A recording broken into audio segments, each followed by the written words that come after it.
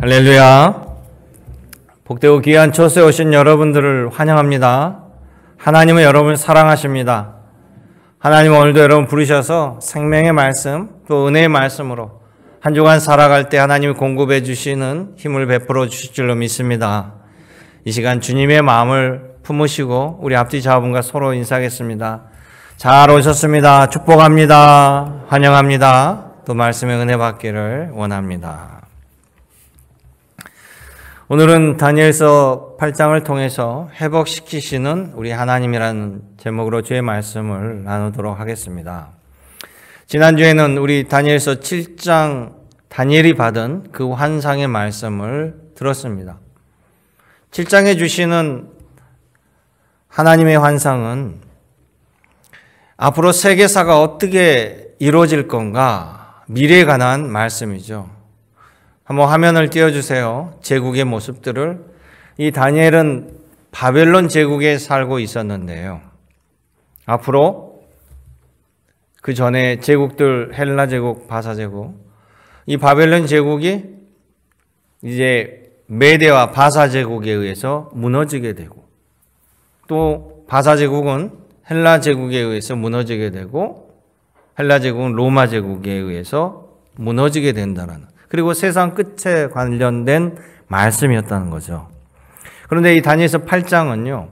저 다니엘 제국에서 주시는 저 메대와 바사, 헬라 제국 이 두 제국에 관하여 매우 디테일한 환상을 주십니다. 그러니까 8장에 꾼 그 꿈 환상의 내용은요. 뿔이 둘 달린 그런데 그 뿔의 사이즈가 다릅니다. 하나는 크고 하나는 작고 그 두 뿔이 달린 순양이 먼저 등장을 해요. 그리고 그 뒤로 순염소가 가운데 뿔이 하나 달린 순염소가 등장하는데 가브리엘 천사가 거기에 나타난 숫양은 바로 메대와 바사라고 알려줘요. 그러니까 뿔이 차이가 나는 것은 메대가 작은 뿔이고 큰 뿔은 바사였습니다. 실제 메대와 바사는 서로 연합해서 바벨론을 무너뜨리고요. 이 바사 제국은 고레스가 사위였고 메대는 다리오가 장인이었는데 이 메대 그 다리오 장인이 바벨론 제국 지역을 통치하다가 한 3, 4년 후에 세상을 뜹니다. 그래서 바사 제국으로 통합이 돼요. 또 순염소에 대해서는 뭐라고 얘기하냐면 헬라 제국이다라고 가르쳐줘요. 오늘 본문에 나오죠. 20절, 21절 보면 너가 본 바 두 뿔을 가진 순양은 곧 메대와 바사 왕이요. 털이 많은 순염소는 곧 헬라 왕이요. 그 두 눈 사이에 있는 큰 뿔은 곧 그의 첫째 왕이요. 이렇게 환상으로 디테일하게 보여주죠. 뿔이 하나 달린 이 숫염소는 결국 순양을 제압해 버리는데 그것이 헬라 제국이고요. 그 하나의 뿔은 바로 위대한 알렉산더 대왕입니다. 그리스 마케도니아 출신 이 알렉산더 대왕은요. 20살에 왕이 오른 다음에 32살까지 말에서 내려오지 않고 전 세계를 확장해요. 그 정도로 땅을 넓힌 왕입니다. 그러나 32살에 요절을 하게 돼요. 그래서 이 헬라 제국은 알렉산더 대왕 이후에 4개의 나라로 분열이 됩니다. 4개 나라로 쪼개져요. 그런데 이 환상에서도 정확히 일치하는 환상입니다. 가운데 뿔이 있었는데 뿔이 옆으로 4개가 나오더니 가운데 뿔이 꺾이고 대신 그 4개의 뿔이 차지하게 될 거예요. 22절 말씀 그대로예요. 그 가운데 나라, 가운데서 4나라가 일어나는데 처음 하나 뿔을 가진 나라의 권세보다 좀 못할 것이다. 그러면서 이 순염소가 유대 성전의 매일 제사도 없애버리고요. 성소도 헐어버리고 유대 제사장들을 짓밟는 무서운 꿈이었어요. 너무나 두려운 환상이었습니다. 앞으로 일어날 세계사에 대해서 그대로 경고해 주시는, 그대로 보여주시는 환상이라는 거예요. 그러면서 오늘 말씀 보면 환상 중간중간에 천사들이 또는 하나님이 뭐라고 계속 얘기하냐면 바로 이 환상은 정한 때 끝에 관한 일이다. 또 이 환상은 반드시 이루어질리라. 이루어질 일들이라고 경고해 주신다는 거예요. 하나님께서는 다니엘에게 무엇을 말씀해 주시고자 미래를 알려주시는 걸까요? 또한 이 다니엘의 환상은 오늘을 살아가는 우리들에게는 어떤 의미를 주시고자 하시는 걸까요? 오늘 하나님이 주시고자 하는 그 마음과 뜻이 여러분 신앙 위에 함께 바로 서기를 원합니다. 하나님께서 다니엘에게 환상을 주시는 이유는요, 첫째는 하나님의 신앙을 떠난 불의한 백성들이 어떻게 징계를 당하는가 이것을 보여주시는 거예요. 여러분, 징계와 심판은 다릅니다. 심판은 최종적인 결정이고요. 징계는 그래도 기회와 소망이 있는 거예요. 잘하라고 징계하거나 또 돌이키라고 징계하거나 뭔가 바르게 세우기 위해서 징계라는 것이 가는 것처럼요. 자, 불의한 백성들, 불의한 신앙인들, 유대인들을 이야기했습니다. 여기 배경을 보면요, 아까 말씀드린 것처럼 세계사는 바벨론 제국, 그 다음 바사 제국, 헬라 제국, 로마 제국, 큰 틀로 보면요. 그런데 다니엘은 지금 바벨론 때 환상을 받은 거예요. 이 바벨론 제국이 끝나고 바사 제국이 들어서면 하나님이 약속한 것처럼 바사의 고레스 왕 때 이스라엘 백성들이 포로에서 돌아갑니다. 70년이 끝나고 하나님 말씀처럼 회복돼요. 고레스 왕이요, 바벨론 제국이 철저하게 성전을 파괴시키고 성전 그 성물들을 다 끌고 가버렸잖아요, 바벨론 제국에. 그런데 바사 왕은요, 자기가 여기를 통치하면서 첫 번째 하는 얘기가 이스라엘 백성들은 너희 땅에 돌아가도 좋다. 너희 다 바벨론 제국 때 빼앗은 성전 모든 성물들을 다 돌려줄 테니, 거기에 돈까지 줄 테니 가서 너희의 성전을 지어라. 그리고 너희 하나님께 예배드려도 좋다. 이렇게 명령을 하는 거예요. 그래서 스룹바벨이라는 사람이 총독으로 임명받아가지고 유대 지역에 총독으로 오면서요, 이 바벨론 지역에 흩어져 살고 있던 유대인들 5만 명을 데리고 1차 귀국을 합니다. 그래서 함께 뜻을 모아서 솔로몬 성전 파괴돼 버린 그 성전의 두 번째 성전인 스룹바벨 성전이 지어져요. 얼마나 감격하겠어요. 그리고 에스라라는 사람이 와서 성전이 무너지면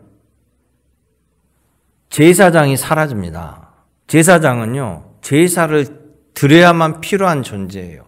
하나님께 제사를 드릴 때 제사장, 레이지파 이 모든 것들이 필요하는데 성전이 파괴되니까 가장 먼저 몰락한 계급이 제사장이었어요.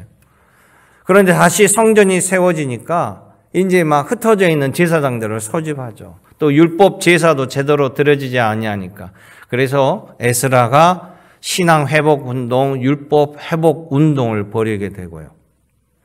스룹바벨이 느헤미야가 그 뒤로 총독이 되어서 임명을 받고 와서 성전이 있는 예루살렘 성을 회복시켜요.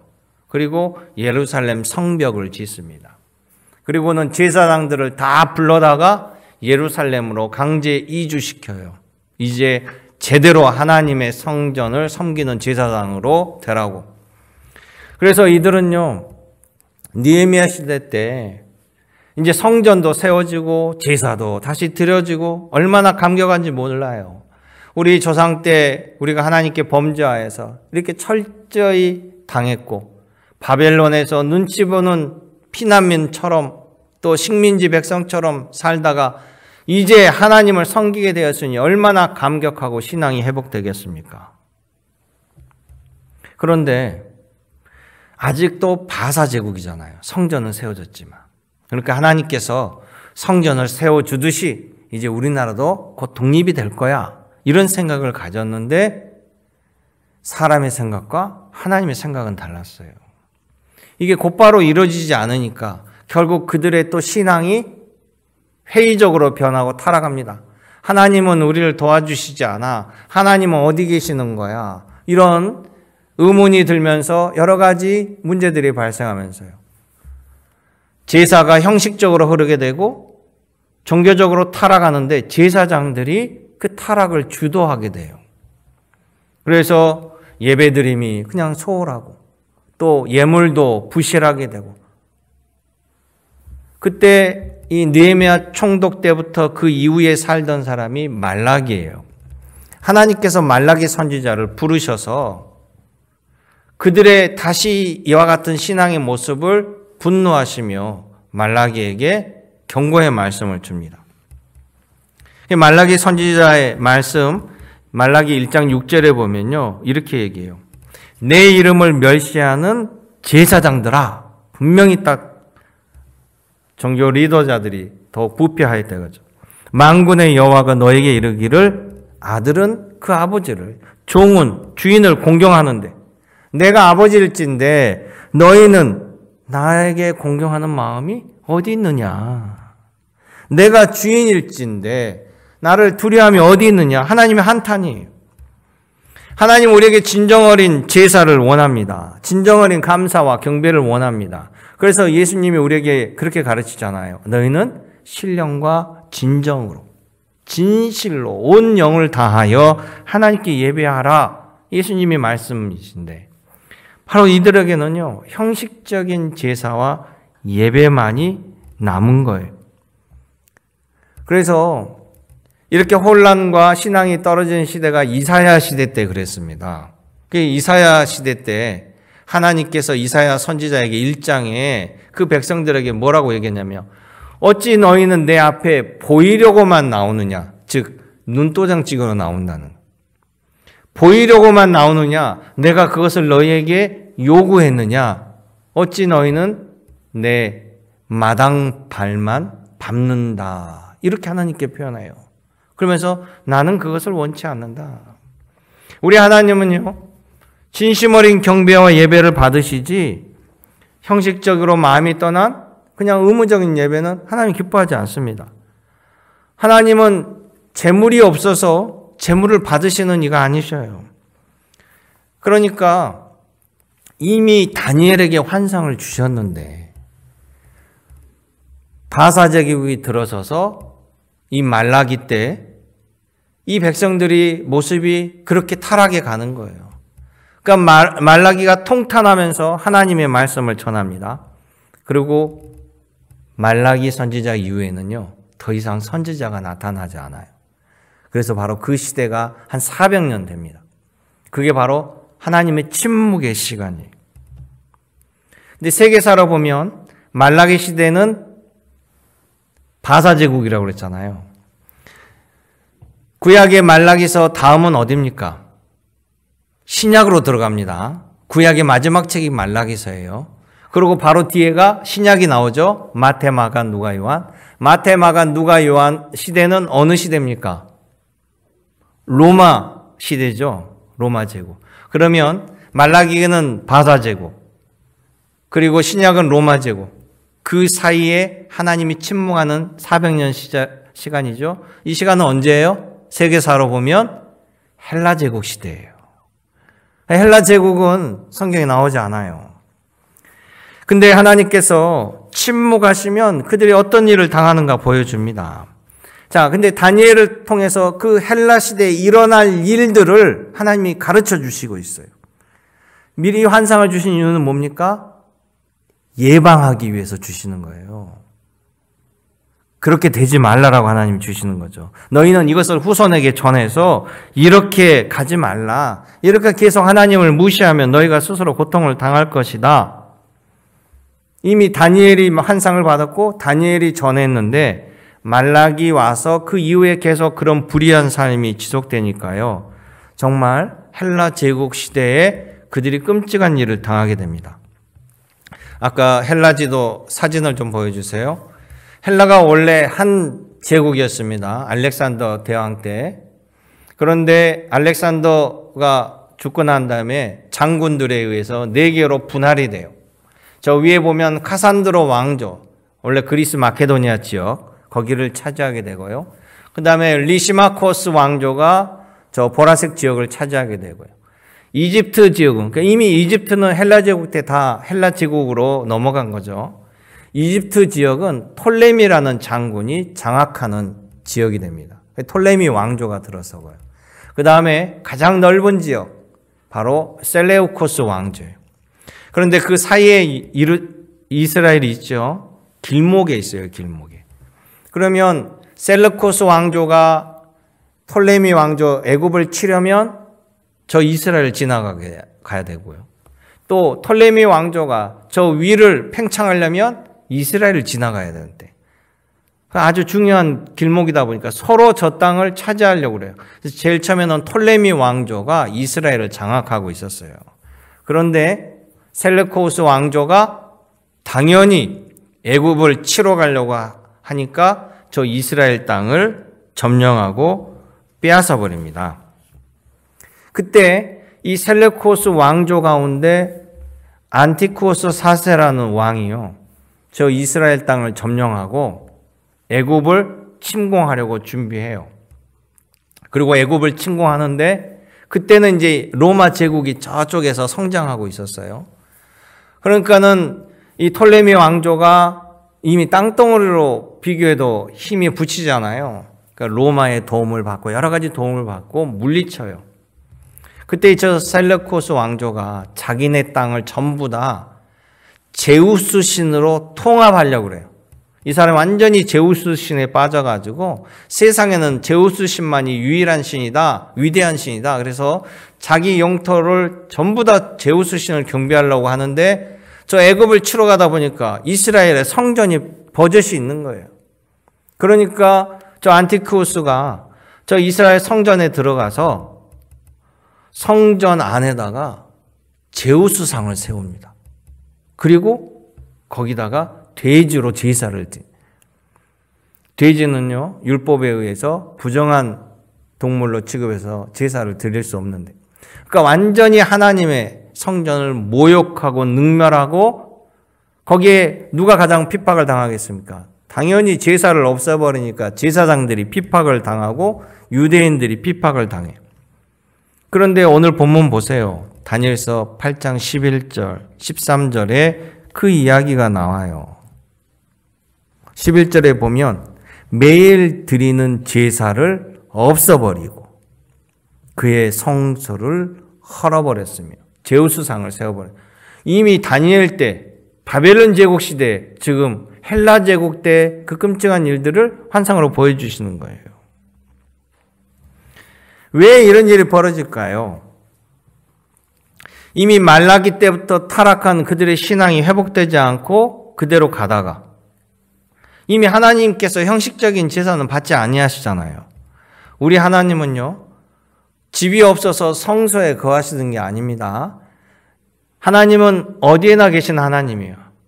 그런데 하나님께서 성소를 세우라고 하신 이유는 내가 거기서 만나주겠다. 하나님의 만남의 장소로 또 예배 장소로 허락하신 거예요. 그런데 하나님께 예배 드리는 자체가, 제사 드리는 자체가 하나님을 무시하고 유대인들이 형식적으로 드리고 예물도 빼먹고, 그러니까 말라기서 보면 그러잖아요. 제사장들에게 경고하는 거예요. 너희가 하나님의 것을 도둑질을 하였다. 뭐 이렇게까지 나오잖아요. 그러니까 하나님께서 성소에 거하실 이유가 있어요, 없어요? 하나님이 그 집에 성소에 거하실 이유가 없죠. 하나님이 거하시지 않은데 하나님께서 성소를 특별하게 생각하실 이유가 없습니다. 하나님이 성소를 지켜주실 이유가 없잖아요. 오늘 여러분 우리 앞에 보면 역대하 말씀 있죠. 솔로몬이 성전을 지어서 하나님께 봉헌할 때 하나님께서 그것을 받으시고 기뻐하시며 이 말씀을 주시는 거예요. 내 눈과 내 마음이 여기에 항상 있으리라. 하나님 마음이 흡족하니까 하나님께서 너가 하는 기도를 내가 들으리라 하셨어요. 그런데 유대 성소는, 말라기 이후의 성소는 하나님이 함께 하시지 않는 거예요. 자, 그러다 보니까 그 시대는 한마디로 유대인들에게는 징계의 시대가 돼요. 하나님이 의도적으로 징계하신 게 아니라 그들이 믿음을 저버려서 오히려 하나님의 대적자들을 통해서 징계를 받는 거죠. 타락을 주도한 제사장들이 가장 먼저 안티쿠스 황제에게 당하고 있습니다. 하나님의 외면, 하나님의 침묵, 신앙을 저버린 그들에게는 오히려 그 시간이 징계 시간이 되어버린 거예요. 사랑하는 성도 여러분, 우리가 알면서 피할 수 있으면서 징계를 당하는 것은 어리석은 일 아니에요? 우리들에게 예수님이 이미 경고로 주시는 말씀이 있어요. 마태복음 24장 11절 말씀이에요. 말세 때에는 거짓 선지자가 많이 일어나서 많은 사람을 미혹하리라. 많은 사람들이 사랑이 식어지리라. 13절에 그러나 끝까지 견디는 자, 올바른 믿음 안에 서 있는 자, 자기가 예수라고 재림 예수라고 살치는 사람들에게 넘어가지 아니하고 바른 믿음에 서 있는 자는 구원을 얻으리라. 할렐루야. 그래서 여러분들이 복 있는 거예요. 바른 자리에 있는 게 복 있음을 믿습니다. 사랑하는 성도 여러분, 우리가 알고 당할 필요가 없잖아요. 하나님께서는 피할 길을 허락하신 거예요. 축복의 말씀을 받아 주님께서 주시는 그 복을 누리시기를 주님의 이름으로 축원합니다. 아멘. 여러분 아멘 해야 그 복이 나한테 임하는 거예요. 입을 꽉 다물고 있으면 그 복이 옆 사람한테 갑니다. 꼭 은혜를 여러분들이 쟁취하시길 원해요. 그래서 천국은 침노하는 자의 것이라고 하잖아요. 적극적이라고, 적극성을 원하시는 거죠. 두 번째는 하나님은 다니엘 환상을 통해서 악은 반드시 심판이 있음을 가르쳐 주시는 거예요. 사람들은요, 초월적인 힘, 파워를 동경합니다. 아담과 하와가 왜 선악과를 따먹겠습니까? 창세기에 분명히 나오죠. 그들이 하나님을 알죠. 하나님은 전지전능하셔요. 대단하셔요. 그런데 저 선악과를 따먹으면 똑같이 된다라는 거예요. 그걸 믿은 거예요. 그 유혹에 넘어간 거죠. 수많은 사람들이 자신을 경배하고 추종하고 찬양하면요, 그것이 엄청난 매력으로 다가옵니다. 강한 유혹으로 밀려와요. 여러분 유명한 연예인들 예를 들어 BTS 같은 방탄소년단,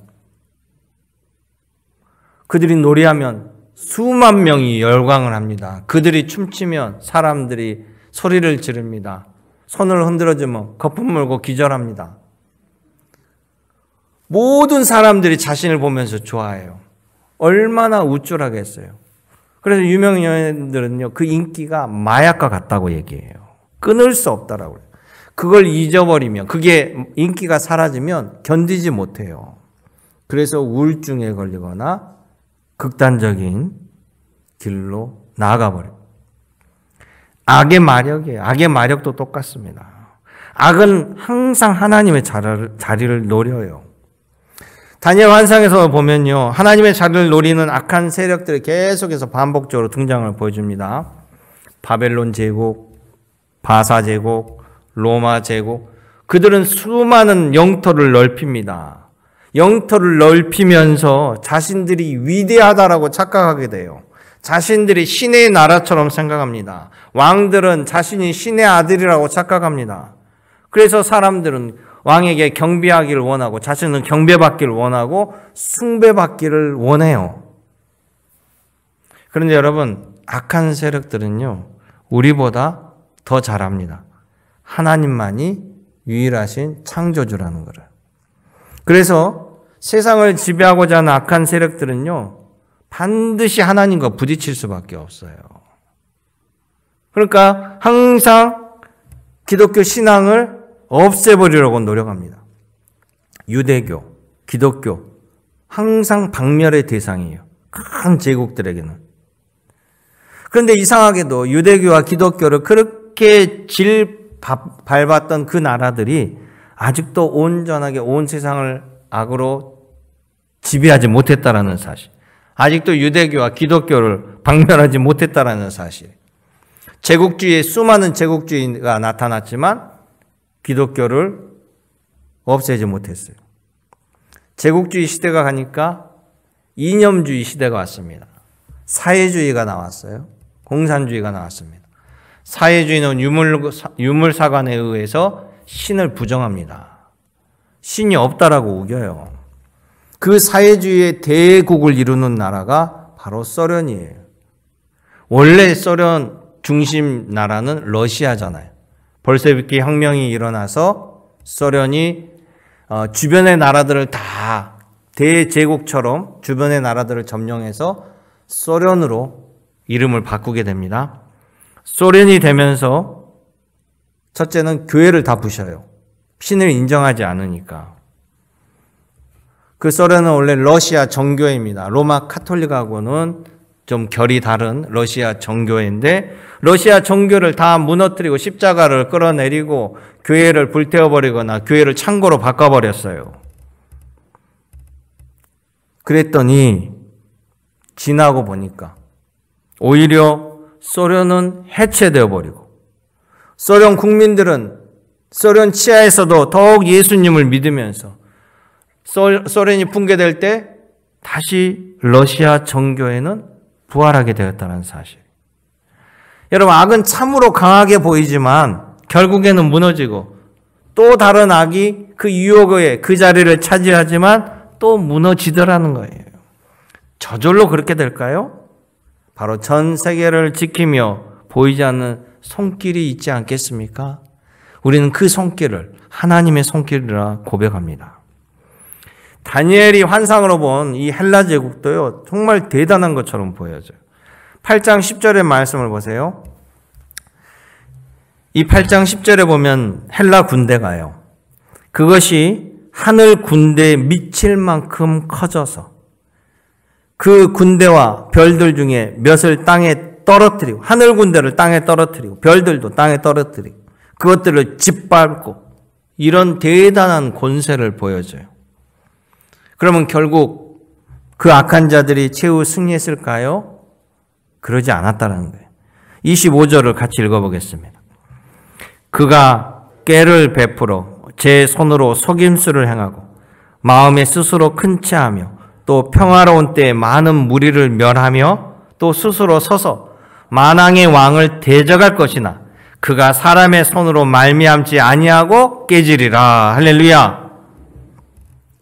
역사적으로 보면 그 안티쿠스 4세, 그가요 성전을 회파하고 끔찍한 모욕을 저지릅니다.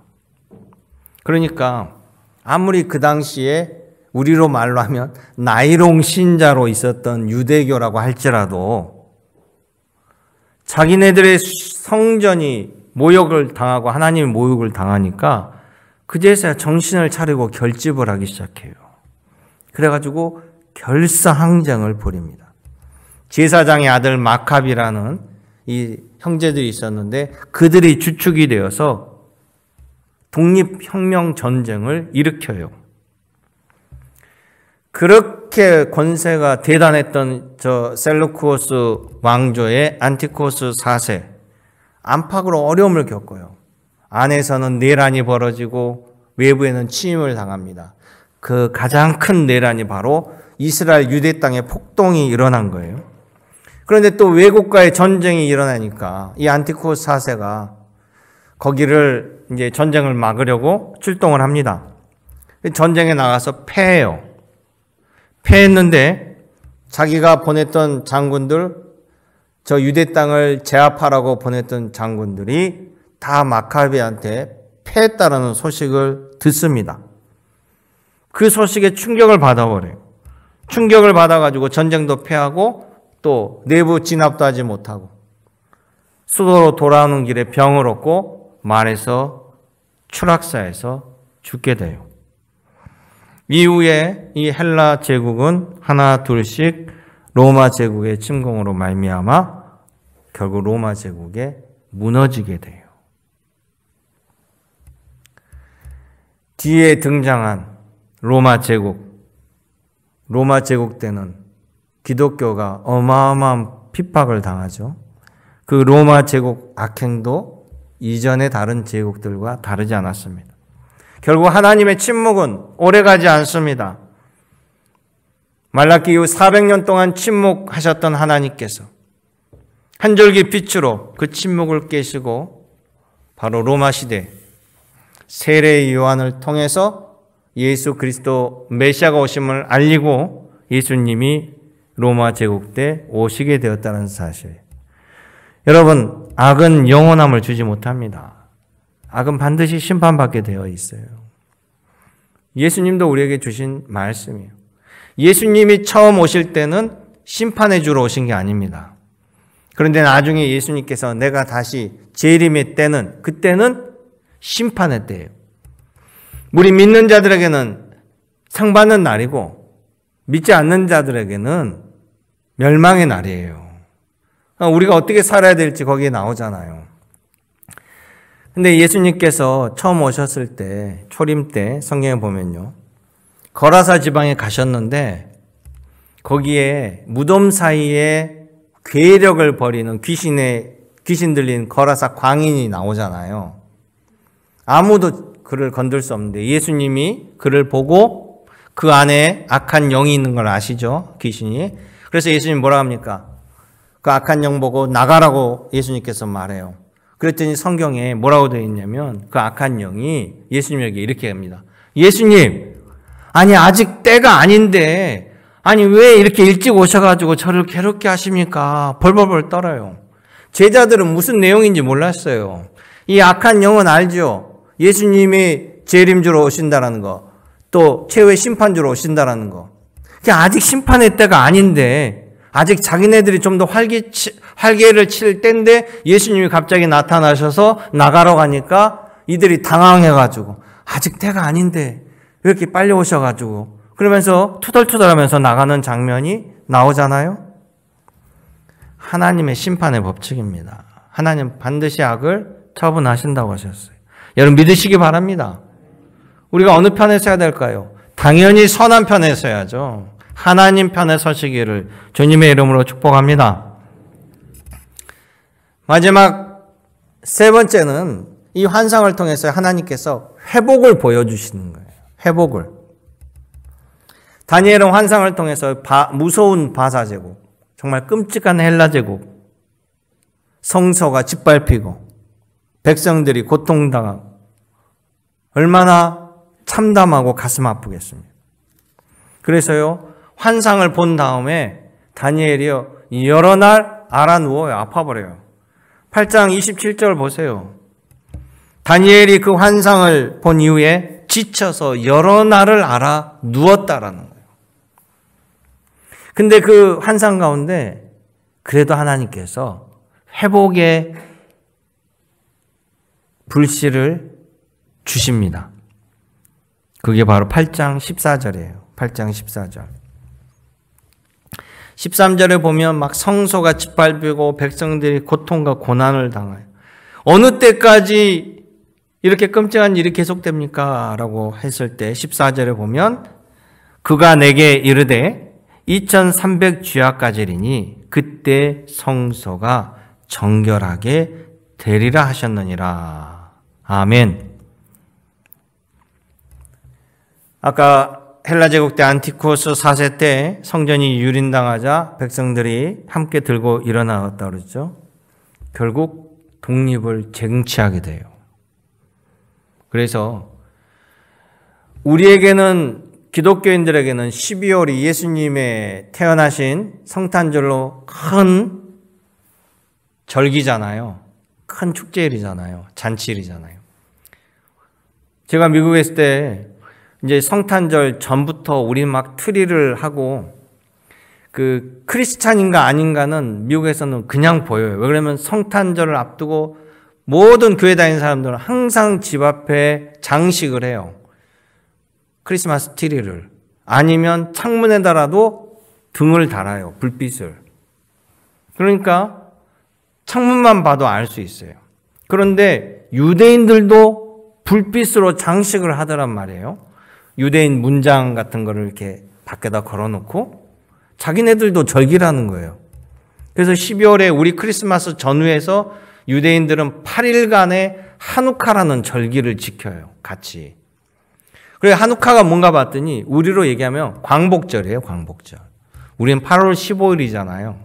유대인들은 그 마카비가 혁명을 일으킨 바로 그날부터 8일간을 한우카 축제라고 해서 바로 광복절로 지킵니다.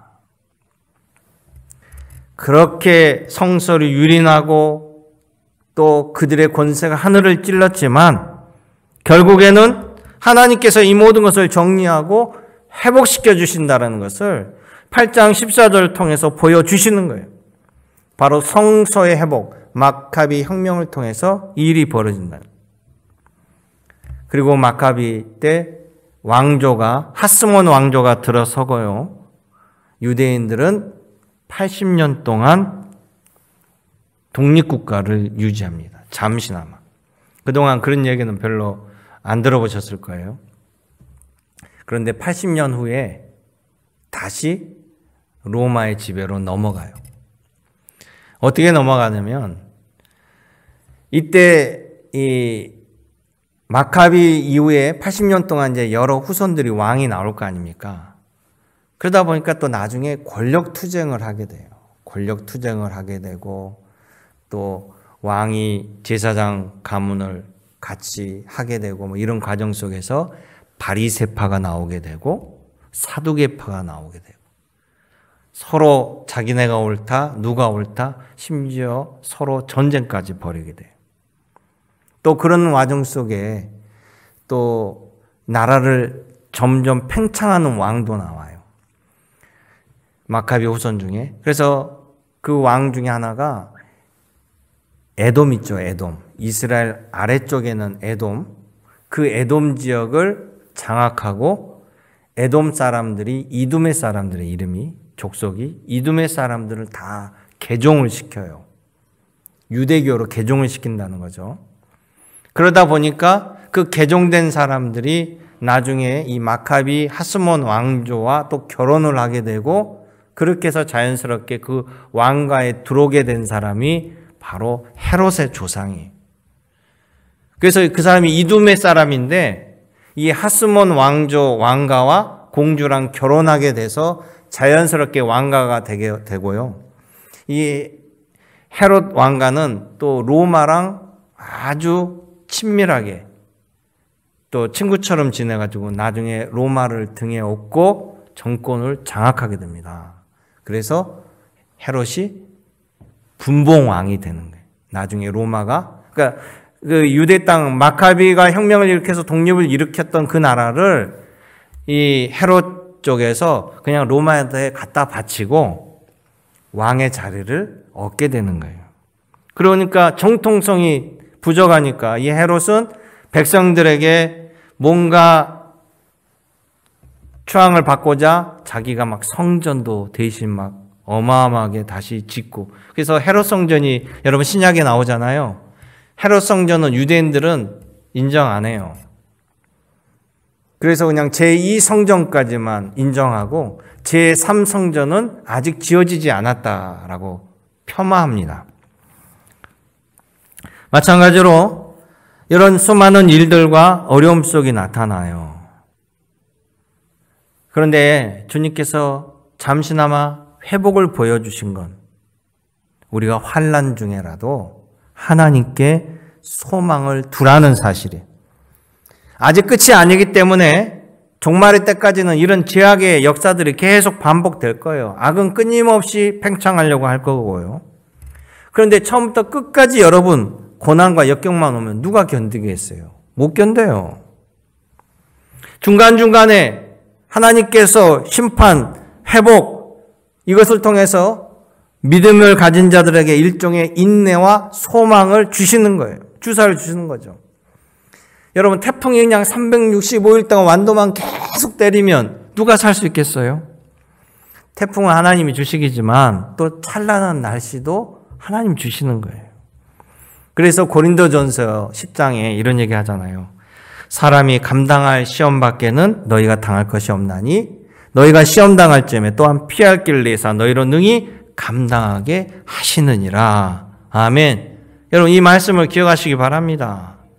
사랑하는 성도 여러분, 하나님의 최후를 관장하셔요. 우리가 끝까지 악의 편에 들지 않냐고 믿음의 자세를 견지해야 될 이유가 분명해요. 하나님이 회복해 주실 겁니다. 하나님이 다시금 세워주실 겁니다. 하나님은 승리자가 되십니다. 하나님 여러분들을 승리자의 편에 서도록 원하십니다. 사도 바울은 우리에게 이렇게 권면을 해요.